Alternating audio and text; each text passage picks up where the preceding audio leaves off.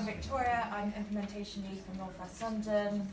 And I'm Amanda, I'm a midwife and project manager for North West London. And we've also got Anita and Sarah in the audience if you want to catch us at lunch. So Anita's our LMS chair and Sarah's an MVP representative from one of our areas.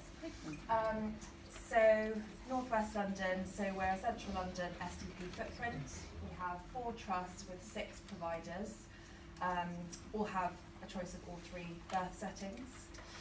We're formed of 8 CCG boroughs, 36 maternity hubs which work in a hub and spoke model in the community, about 29,000 births per year at the moment, 1,000 midwives working in the STP and 4 active maternity voices partnerships, so we're a large area. So what we're going to whiz through in 10 minutes is really what we've achieved, focused as an early adopter on continuity of carer and personalisation and choice. Okay. Lovely. So I'm going to talk a little bit about the models of care that we've developed as part of our initiative to improve continuity of carer. So through engaging with women and through engaging with our maternity workforce, we came up with these kind of 4 conceptual models. So the first is your traditional caseloading model. At present we've got 5 caseloading teams within our LMS. The second is the birth centre continuity model, which we've launched at 2 trusts, and we're planning to launch at the remainder of our trusts before January, February time. The third is your kind of traditional group practice continuity teams, which is antenatal and postnatal continuity. And then the fourth one is a hybrid kind of community-based team that links in with a sister labour ward team as well.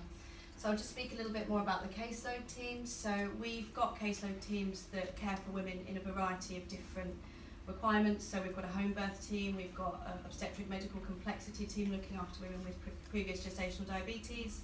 We've got a kind of low risk team that's looking after women trying to increase home birth rates. And we've got socially complex teams as well. So we've tested these models with lots of different groups of women, and we've got some really interesting information out of that. These teams look after a caseload of between 30 to 40 women. It's actually changed a little bit from what it says on the slide there.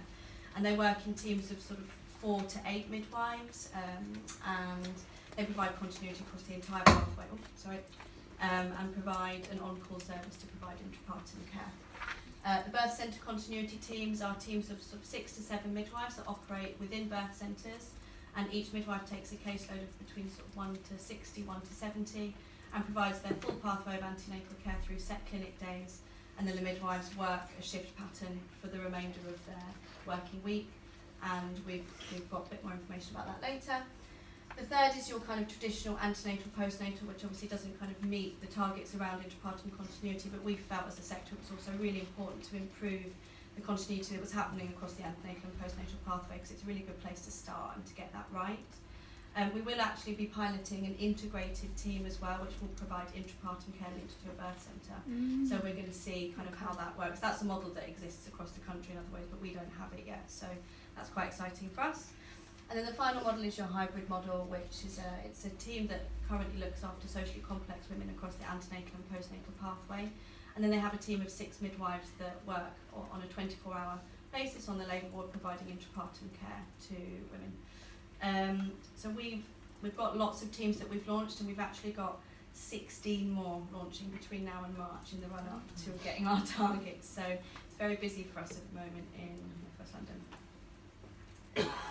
So just to whiz through quickly, this is just an example of one of our caseload teams and how their roster looks. They've got a wheel system, which is, I think, the first of its kind that I've seen, and it works really well for this team. They have a semi-set pattern of shifts, they have a divert wheel, so that's kind of how they do their buddy system, but it's actually quite nice because all of the midwives have a relatively kind of categorised roster. It's not all over the place, and it works really well for that team.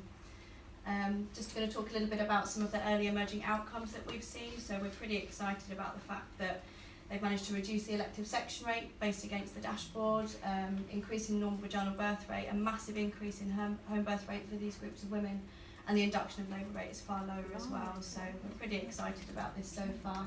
We are doing quite a big scale analysis and evaluation of the outcomes, but this was some of our early outcomes that we've seen. This is just a snapshot of our previous gestational diabetes team. Again, we've had some early outcomes from this team that we're pretty excited about. So Less women are requiring metformin and insulin as part of their management of their gestational diabetes. There's a higher normal vaginal birth rate. The mean average of neonatal blood sugars required after birth is lower. Women are having about half the amount of their obstetric endocrine appointments compared to previously. And there's a much higher rate of breastfeeding at discharge as well. So we're pretty excited about what this team's just achieved in 6 months. Wow. This is just an overview of what that roster for the birth centre continuity team that I mentioned. So you can see they do set clinics, and then they do days and they do nights to fulfil the rest of their working week. This model's quite a quick win. We've spoken to a lot of other LMSs about it because it operates within current establishment, and it does contribute to the other targets around increasing midwifery-led births as well. Very quickly, this is just a snapshot of our KPIs around group practice. So interestingly, I don't think many places have any KPIs around continuity, so quite early on in our programme we developed some KPIs, and they're kind of self-explanatory, but I suppose the most important one is that we're aiming to get 75% of our women across the antenatal and postnatal pathway to see just 3 midwives, which we're auditing in every team, every month. We're getting there, slowly but surely, but you can imagine it's quite a challenge. I shall hand back over to Victoria now. And just to say, I know we're really whistling through this, but our LMS is developing a toolkit, and we're just showing really what's available to share if people are interested in seeing rotas and day in the life of it, if that helps. So on now to personalisation and choice. So we started early on with a focus on postnatal care, and we decided to pilot for 2 months in one team in each unit a personalised postnatal care plan. With a mini evaluation attached, and this was so successful with the women, and we really felt like it was worth expanding within our early adopter remit. So we also took on our umbrella, as well as continuity, to launch a personal care plan. So this has been co-produced really extensively with our Maternity Voices partnerships, with clinical specialists across our LMS, and hot off the press, they are just launching in our LMS in this December, and it ties very nicely. So we've got a paper-based booklet for women who may prefer that option. But we've also launched our bespoke North West London Mum and Baby app. So this, again, I think a unique selling point for it. It has a digital personal care plan, which is interactive and can be shared at the units by the woman. It also acts as a choice tool, so it's a single point of access and a sort of digital front door for our services where women can self-refer. It has features like a personal appointment tracker, things to ask your midwife, as well as containing all of the information on pregnancy, labour and birth that we've co-produced as a sector. So we're really happy with that as a sort of digital offering, and I can talk more about that at the end if we have time.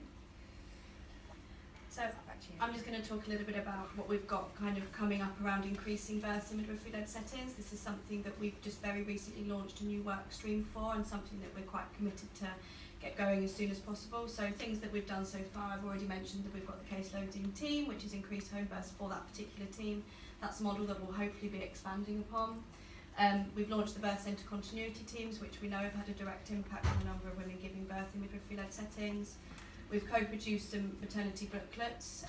We've got one around your pregnancy, another around labour and birth, and the information within those really supports the vision around supporting choice and women giving birth in midwifery-led settings, and of course the app, which Victoria's mentioned as well.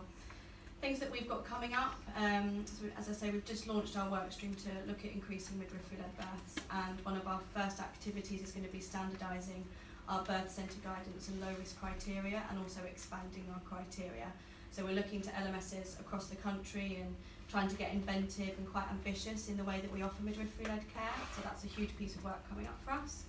We're also going to be producing an animation to kind of display the findings from the birthplace study in a way that's really accessible to women, to help support them in making their choices on where they want to have their baby. We're going to be holding workforce training events around normalising childbirth, and we're going to be working really closely with our Maternity Voices partnerships to actually understand what the local barriers are to the uptake of midwifery-led settings. So at the moment, about 16% of our women are giving birth in birth centres and at home, and obviously our target is to get to 21.5, so we've got a way to go. So for us, working with our MVPs is a really valuable way of understanding where that gap is and what we can do to change that.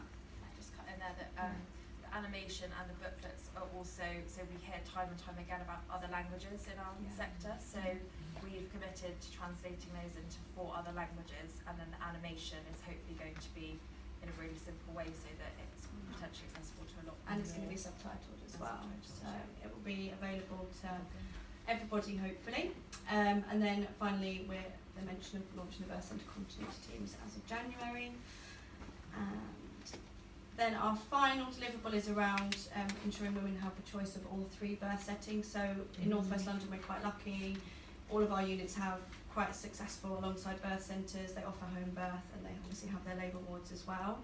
But it's about actually understanding what that meaningful choice is, and I think a big piece of work for us is going to be looking at the huge increase of out-of-guidance requests and actually how we tie in the choice conversations with that. So whilst we'll be standardising our birth centre guidance, we'll also be looking at standardising our pathway for out-of-guidance requests as well.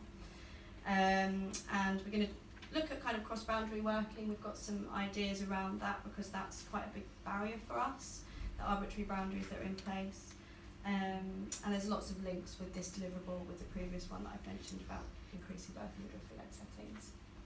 We're going to whiz past the challenges because I think we probably don't have a lot of time. We don't cover that one.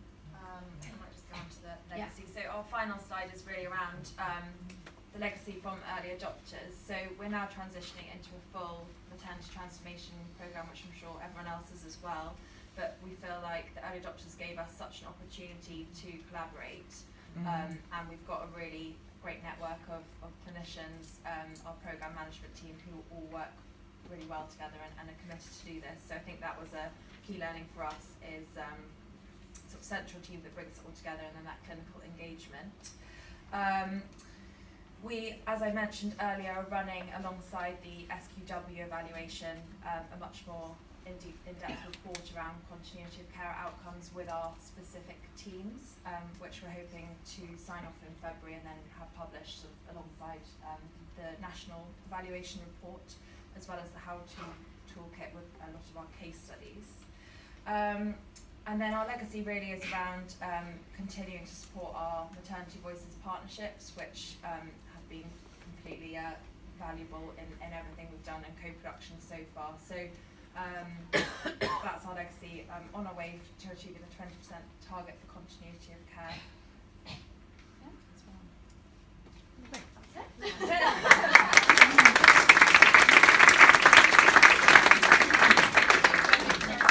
That was really helpful and